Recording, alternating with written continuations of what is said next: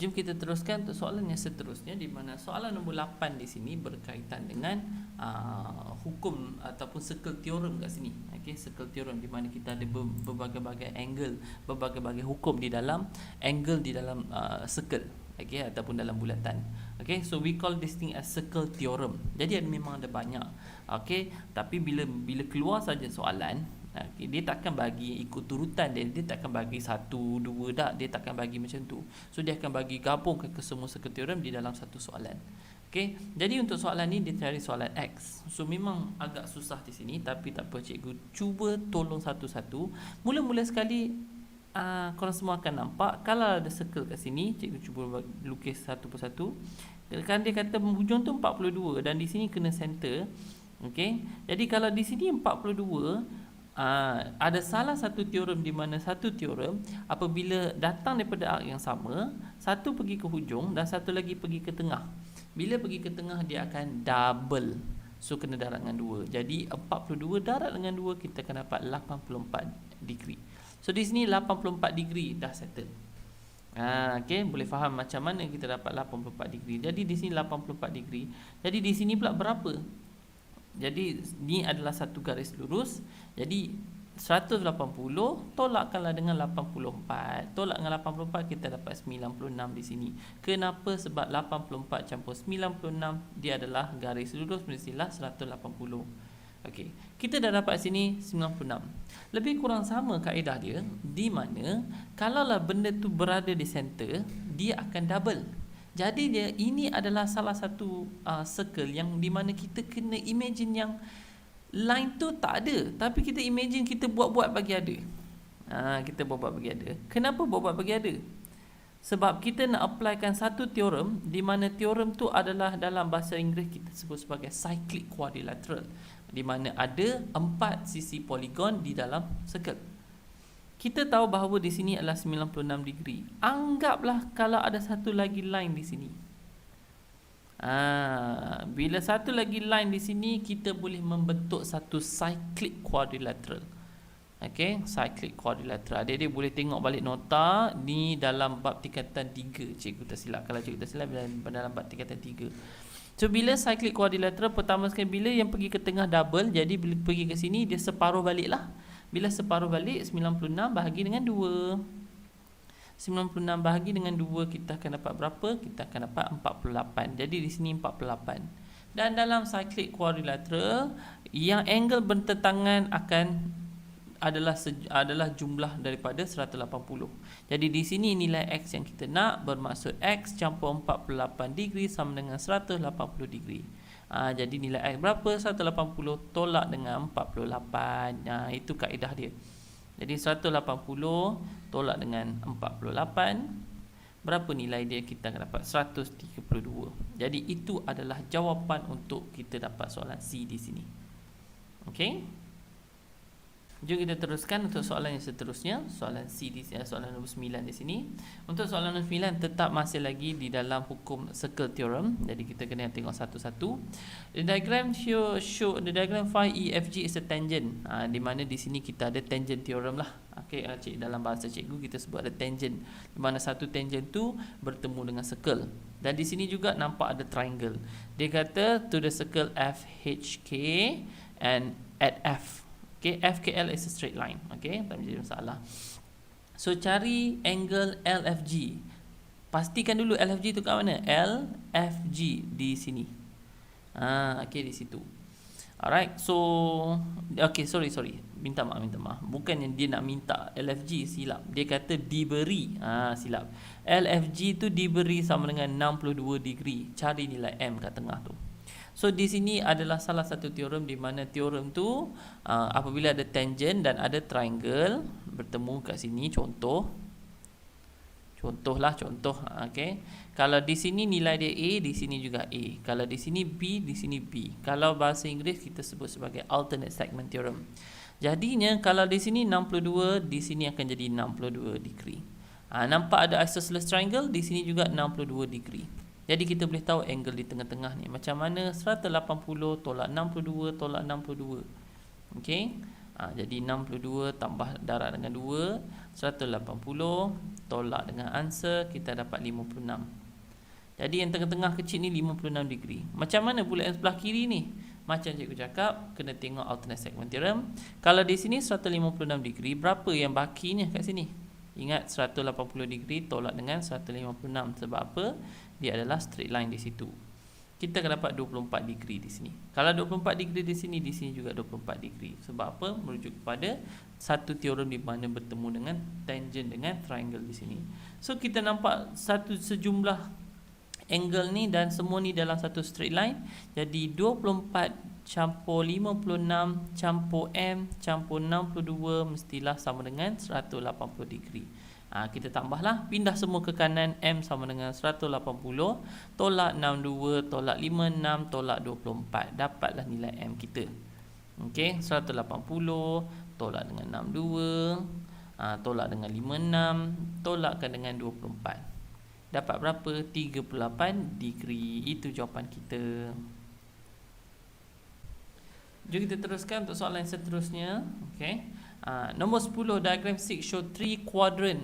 Kita nampak ada 3 quadrant. Maksud 3 quadrant ni adalah 3 suku bulatan. Dan di mana center bulatan tu adalah dekat J, dekat K dengan L. Kita nampak ada 3 suku bulatan kat sini yang dilukis. Okay. Which of the point A, B, C, D is always distant of less than 3 cm? Yang ini kena try and error. Daripada titik J, K dengan L, mestilah sentiasa 3 cm kurang daripada 3 cm daripada point J, K dengan L. Kita buat satu-satu. Kalau A, try dulu. Kalau A kat sini, yes, dia kurang 3 cm daripada J. Sebab apa? Kita tahu dia punya radius kat sini adalah 3 cm. Dia kurang daripada J. Tapi daripada K dah lebih daripada 3. Sebab apa? Dia punya radiusnya sampai sini je.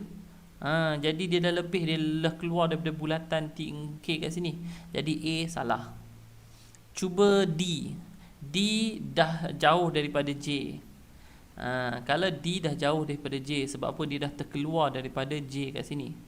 Kalau C, dia mungkin di dalam J. Kalau C, okay, dia di dalam J. Dia juga di dia juga di dalam L, tetapi dia di luar K. Sebab K bulatan dia kat sini je, so dia dah kat luar. Jadi kesemuanya yang sentiasa kurang daripada 3 adalah B, di mana dekat J pun dia kurang 3 cm, dekat K pun dia kurang 3 cm, dekat L pun dia kurang. Jadi jawapan di sini adalah B. Okey. Jadi kita tengok kepada soalan seterusnya pula. Soalan nombor 11 di sini, iaitu soalan berkenaan dengan transformasi atau transformation, lebih kurang lah, okay? Ataupun di sini bab tingkatan 3, scale ratio. Jadi kita ingatlah bab apa, okay? Tapi ada satu bab tu bermain dengan ratio, scale ratio. Tapi tak menjadi masalah benda ni, okay? Dia kata diagram 7 show 2 right angle triangle, JKL is the image. Yang mana yang image? Ini adalah image dan ini adalah object. Okay? So, bila yang kecil ni image, ingat formula cikgu, di mana formula adalah image sama dengan K darabkan dengan objek. Di mana K ni apa? K ni adalah scale factor. Okay, scale factor kita. So, dia kata bahawa diberi 7 JK sama dengan 3 ml. Cari scale factor. Okay, cari scale factor. Agak senang di sini, agak direct. Di mana kita punya image adalah JK. 7JK sama dengan 3ml. So macam formula cikgu, di mana kita pastikan image duduk sorang-sorang ataupun kita make image as a subject. Pindahkan 7 ke kanan. Bila pindahkan 7 ke kanan, dia akan bagi dengan 7. Jadi JK sama dengan 3/7 ml. Itu sahaja. Jadi jawapan kita, scale factor kita adalah 3/7. Itu kita punya scale factor. Alright, jadi 37 jawapan dia adalah B. Jadi negatif ni memang tidak lagi lah salah lah, sebab kalau negatif dia punya bentuk dia dah diterbalikkan. Okey, jom kita teruskan untuk soalan seterusnya. Soalan nombor 12 di sini, table 1 show the result of the survey conducted by Puan Farah in a school. Okay, Puan Farah received a shirt donation from our company. The shirt will be given to pupils at the school at random. Okay, so find the probability that Puan Farah give shirt who wear size smaller than L. Bila smaller than L, adakah L termasuk? Tidak. Jadi kebarangkalian dia ni bab probability tapi agak simple probability, dia kata kurang daripada L. Jadi bila kurang daripada L hanyalah termasuk size small dengan medium sahaja. Okay, so bila small dengan medium, okay, alright, dia hanya termasuk small dan medium saja, bahagikan dengan total lah. Bahagi dengan total itu sahaja. Okey, tadi kena tambahlah 75 campurkan dengan 80 bahagikan dengan jumlah kat sini.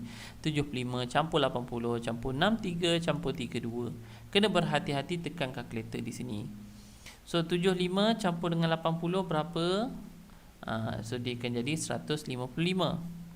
Dia bahagi dengan total pula 155 campurkan dengan lagi 63 campur lagi 32, kita akan dapat 250. Adakah ini jawapan dia? Cuba permudahkan. Macam mana nak permudahkan? Tekan kalkulator 155 bahagi 250, kita akan dapat 31/50. Kalkulator dah tolong dah, 31/50. Jadi nombor 12 jawapan dia B. Dah senang dah. Jom kita tengok kepada soalan seterusnya pula. Soalan nombor 13. Nabil and Masin work together to launch a project in their school. They plan to form an exhibition site model in the shape rectangle. Di kita ada satu rectangle di sini. Okey, bila ingat rectangle, panjang ni sama, panjang di sini pun akan sama.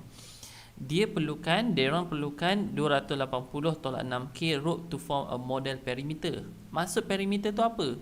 Kesemua panjang tu adalah 280/6K. Di mana dia kata kat sini the width of the rectangle is 7K. Yang ni 7K. Yang ni pun 7K. Jadi kalau cikgu label di sini Y, di sini Y, bermaksud Y campur 7K campur 7K, jumlah dia perimeter mestilah 280/6K. Okey, 280/6K. Jadi nasihat cikgu, dapatkan dahulu apakah ungkapan Y dahulu. Jadi 2Y sama tambah 14K sama dengan 280/6K. Pindahkan 14 ke kanan, 2Y sama dengan 280/6K tolak 14K. 2Y sama dengan 280 tolak dengan 20K. Bahagikan dengan 2Y sama dengan 140 tolak 10K. Kita dah tahu bahawa Y kat sini adalah 140 tolak dengan 10K. Soalan tanya cari luas. Bila luas panjang darab lebar, jadi kita dah tahu nilai Y. Jadi 7K darabkan dengan 140 tolak 10K. Nak kembangkan ke tak payah? Soalan kata tak payah kat sini sebab pilihan jawapan tak payah kembangkan. Jadi jawapan kita adalah C. Okey, jom kita teruskan kepada soalan seterusnya. Alright, soalan yang lebih kurang sama di mana dia bagi permasalahan dalam bentuk ayat. Puan Monica had bought 3 pieces of chocolate at supermarket. Dia beli 3 coklat. Macam mana nak lukis coklat ni ya? Lukislah macam mana pun. Cikgu buat gambar rajah lah. Dia beli 3 coklat kat sini. The chocolate purchase was in rectangle shape. Dalam bentuk rectangle juga. Okay, dalam bentuk rectangle juga. Shape and has a length of P square. Jadi panjang di sini adalah P square tolak 289. Di sini pun sama, P square tolak 289. Okay, tapi width dia tak tahu, kita tak tahu sebab dia tak bagi tahu. When she got home, she wants to distribute the chocolate equally to 3P of her children. Dia tak tahu, kita tak tahu berapa ramai, tapi jumlah jumlah anak ni ada 3P tolak 51, lebih kurang macam itulah. So what is the length of the chocolate that each of the children will receive? So konsep dia senang saja. Dah dia beli 3 kat sini, kita nak tahu berapa panjang dia dapat. Kita tahu satu panjang tu P square tolak 289. Jadi jumlah panjang ni berapa? Total length yang dia ada dulu adalah 3 darabkan dengan P square tolak 289. Itu kaedah tu dulu. Okay, fine. Sekarang dia nak bahagikan dengan berapa anak dia. So kita bahagikan sahaja dengan berapa anak kat sini. Kita bahagikan dengan 3P tolak 51. Itu adalah dia punya jalan kerja dia. Tapi kita kena pemudahkanlah. Di mana 3P dengan 51 ni boleh faktorkan 3.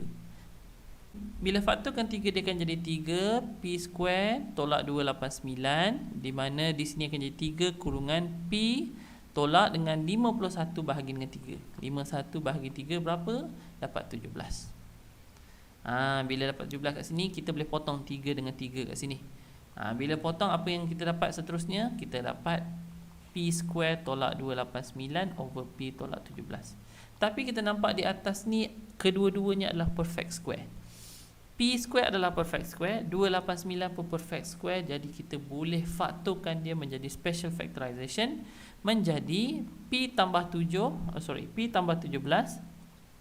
dan P tolak 17. Macam mana cikgu tahu?